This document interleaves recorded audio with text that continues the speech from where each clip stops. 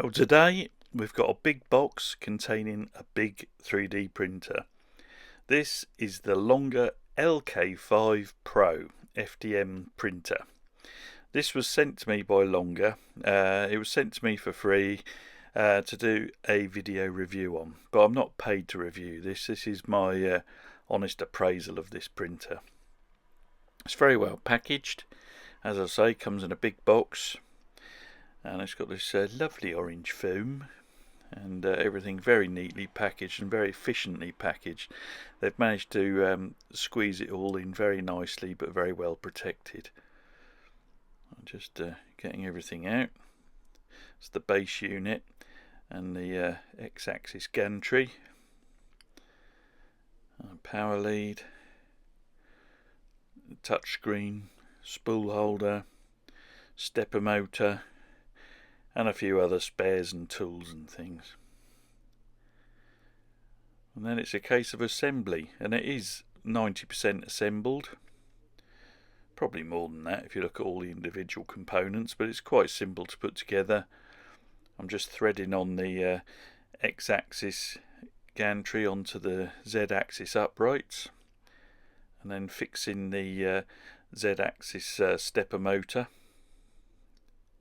Just loosely attaching it first. This is the lead screw, a drive screw for the Z-axis, which you just thread in and tighten up the little Allen keys to tighten up the Allen screws just to fix it all in place. I'll then make sure it all moves up and down freely before I tighten up the fixing screws. And then it's a case of mounting the gantry onto the base unit. And it's a nice all metal frame on this. It all goes together very nicely. I quite enjoy putting these things together. They're quite satisfying to build, and they're very straightforward. The instructions were very good. Just tightening up those screws, and also you can see on the side just then there was the voltage selector. Make sure that's correct for your country. These are the triangular support struts, so it makes it all very rigid and strong. You fix these, one end goes onto the top of the Z-axis, and the other end goes onto the base unit, and you adjust them so they just fit nicely in those holes and everything is square. So they're very easy to adjust and everything and to fix. And there, I'm just checking for square. If it's not quite right, you can tweak it. But the more square you can get this, the more accurate your prints will be. There's a little holder at the top here just to stop that lead screw being bent out of the way. And here's a little limit switch for the Z-axis. There's a sticker that shows you where to fix it. All very simple. Colour touchscreen, couple of screws. Very nice colour touchscreen, I have to say. And then you just connect that up, little connector there, and there's quite a few of these little electrical connections, but they're all very simple, they're all labelled, and it was all very straightforward. Bigger connector just goes onto the back of the heated bed. You can see that. Like I say, quite a few of these little connectors. I did a rubbish job filming this, but you get the idea. Then I'm turning it on its side, just so I can show you the underside of the bed. You can see there's actually 3 pairs of these runner wheels, so it keeps it nice and stable. You do need to adjust these eccentric nuts with the supplied spanner. And then it's on with the spool holder. This is set diagonally at the back of the base, which actually works very well. And then it's time to switch it on. The video doesn't really show the full colour of this touchscreen. It is very good. It's very responsive. But here I preheat the bed, and then I start the levelling process. and you can set it to go into 5 different positions, and you just run a piece of paper under each corner as you set it, just to make sure that there's a little bit of resistance. And you need to go round and round and do this several times, probably 4 or 5 times, until it's all even, because as you adjust one corner it will affect the other corners. So you need to do it little by little until every corner's about the same. Then it's a case of putting some filament in it. This was very straightforward too. Push the little lever on the extruder and then feed it in down the Bowden tube. And this is the higher quality blue Bowden tube, the Capricorn tubing. I'll just push it down to the hot end. This is eSun PLA Plus, which is one of my favourite filaments. Really consistent print quality. And on the side there's a tiny little SD card slot there. You can put your SD card in. This is Cura, and we're just finding our printer. We're adding a new printer, offline printer. Scroll down until you find Longer, and once you've found Longer, find the LK5 Pro and add, and that's it. There's the G-code start and end files. Then it's a case of importing the file you want to print, and we're going to start by printing my own design Froggy file. And there he is, little Froggy. And this is designed to be printed without supports. So I'm just changing a few of the settings. It's all a bit trial and error to start with. I know things like the print temperature and things like that, but it's retraction and things. So there we go. Select the SD card, select Froggy, start printing, and it's away. Just the purge line up the side to start with, and here it's laying down the skirt, and I can see straight away that the Z offset is wrong on this. It's too high. You can see it's not adhering to the bed properly. So I aborted this print, and I went back and manually leveled the bed again, just creating a slightly lower Z offset. And I started the Froggy print again. I did this a couple of times. I actually increased the amount of resistance between the nozzle and the paper until I got this first layer going down correctly. A little bit of stringing here, but that I can overcome later by changing the settings in Cura. But this base layer is going down very nicely this time. It's sticking to the bed well. There's just enough squidge on that first layer. And here you can start to see the infill pattern as it builds up. I did this with 20% infill cubic pattern. We're about halfway at this stage, or just over. It's all going very nicely. And there's Froggy nearly finished. And we're done. And he pulled off quite well. You can see we've got a few bumpy bits on his back, and some of the overhangs aren't quite so good, so I need to change a few of the settings. On the whole it looked pretty good, but I can just see where the layer changes are, there's a problem, and as I say, some of the overhangs weren't so good. I vowed I would never print a benchy because I get bored of seeing them on YouTube, but they are a good model to put things right with.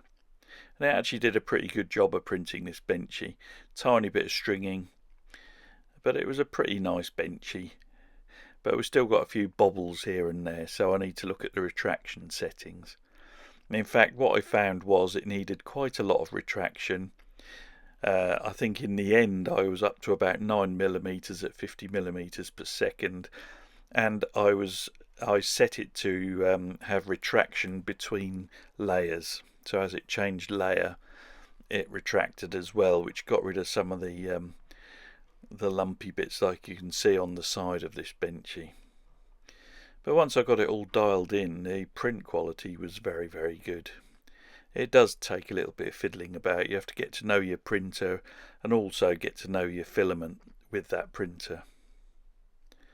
Here's one of my earlier pineapple designs. It's been modified many times. This is Shaper 3D on my iPad. You can see I did a mirror and merged the two designs to give that lovely pineapple pattern. I've modified this slightly since to give a more print friendly version. You've got the visualization tools on this, so you can actually add colour to it just to see what it would look like. So we can add a bit of copper colour. And it's very good, Shaper 3D. I love that software. You can see what it looks like in gold. And here we are importing my latest version of the pineapple vase into Cura. I'm resizing it so that it takes full advantage of the large build volume on the LK5 Pro. Selecting spiralized mode, slicing it, and you can see it's all sliced there, and here it is printing, working its way round and round and round and round. Now there are a few issues with this print, not because the printer wasn't printing it well, it was just there was some little blobs at regular intervals all the way round. It was pausing as it was spiralling round. It kept pausing. I found this quite frustrating, and even re-sliced it and tried it again with the same result. But I have since googled it and found out that it's all to do with power loss recovery, and there's a simple G-code command you can put in your start G-code which will stop it. What happens is that the print pauses periodically to memorize where it's at in case it needs to restart, and then you get a bit of over extrusion. But this is the newer print that I did with the new G-code, a smaller version of the pineapple vase, and it came out perfect. Printed on a raft, because these are only a single layer thick, so you can easily break them pulling them off a glass bed. So I print them on a raft and that peels off. Cura, the beta version 5, gives this lovely slicing on the base. But, while the silk filament was in there, I printed off another froggy, and you can see he came out much better. No bumps. I thought I'd better try an articulated model. So this is one of my favourite articulated models off Thingiverse. Not one of my models, but I do like Alien. So this is a face hugger, and because of the large bed I could supersize it a bit, and it printed really nicely. Little bit of stringing, but it was easily cleaned up. But I've been working on my own articulated model. This is Shaper 3D again. This is my Trilo bug type thing that I've been designing, and that printed very nicely as well. And I printed a few of these on the LK5, and you can see all the joints work. They're tiny little joints, but they work really well. A couple of different sizes. And I also did one in the bone white PLA Plus, the eSun PLA Plus. There we are, little collection of prints. And there he is emerging out of my vase. Hello folks, I've spent a good bit of time now with the Longer LK5 Pro FDM printer, and I've been very impressed with it. It took a little bit of setting up, getting the settings right and things, but once I'd got it all dialed in, got some very impressive prints.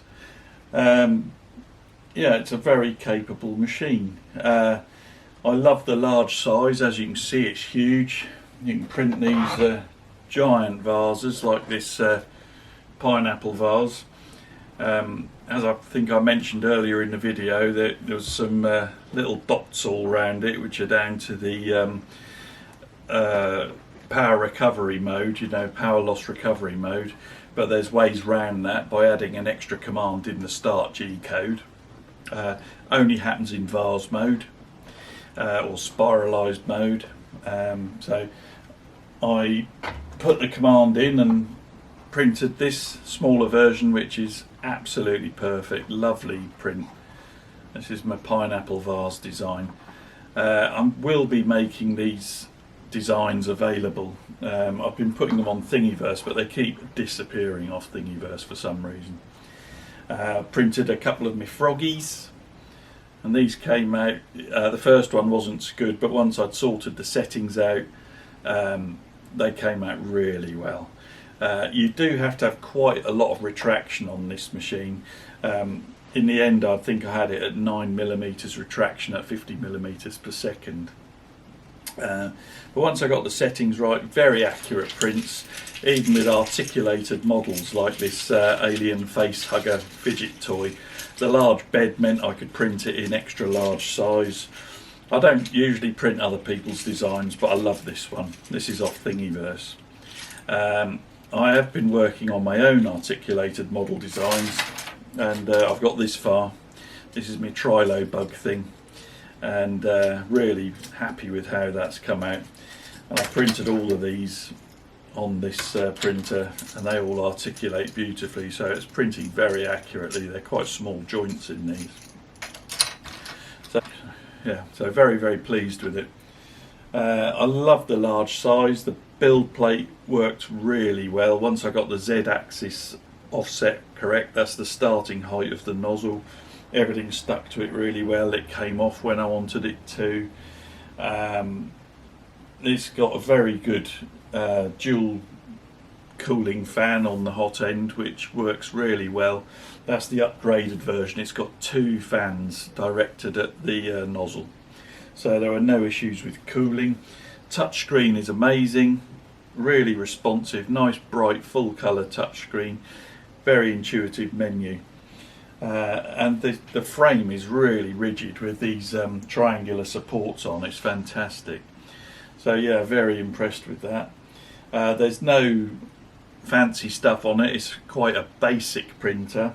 Apart from having the full colour touchscreen, everything else is fairly simplistic, which is good in many ways. It's less to go wrong. There's no automatic bed leveling. It's all done manually. There's no belt tensioners, knobs or anything. Not a direct drive extruder. It's fairly simplistic, which is good. A couple of things I don't like. I'd rather that the memory card slot was a bit more accessible and a full-size SD card. It hasn't got a silent stepper driver on the extruder, and because you need quite a lot of retraction, if your model requires a lot of retraction on it, it will bleep quite a lot. Not really an issue, because it's you're not going to have it in the bedroom with you. None of these printers are quiet enough for that, and you wouldn't want it in the living room. But it's really not an issue. The other thing is you could really do with sort of baby step adjustment on the touch screen for the Z offset, so that if you can see that the nozzle needs to be close to the bed when you start the print, there's no way of actually adjusting it while it's printing. You'd have to stop the print, manually adjust the Z offset and then start again, which I had to do a few times. Would I recommend the printer? Most definitely. Who would like this printer? Well, anyone who wants to print large things on a budget, because for the size of the print volume, it's incredible value, really. You'd have a job to beat it. So it's perfect for people who are into cosplay, mask making, helmet making, costume making, or props, movie prop replicas, or people who want to print giant pineapple vases, weirdos like that. But yeah, it's been good, and I shall be back soon with some more videos. I'll be making all sorts of stuff. I've got some more tech reviews coming up, including some very different 3D printer stuff. So please think about subscribing, and I'll be back soon. Bye for now. More rubbish coming soon.